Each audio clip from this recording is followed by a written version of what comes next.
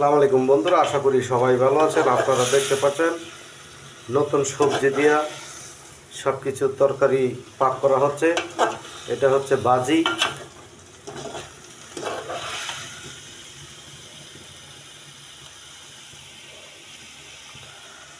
এতে রয়েছে কাঁচা টমেটো, ধনিয়া পাতা, কাঁচামরিচ, পেঁয়াজ, রসুন, অরিজিনাল দেশি আলু, তারপরে দেখতে পাচ্ছেন ডিম।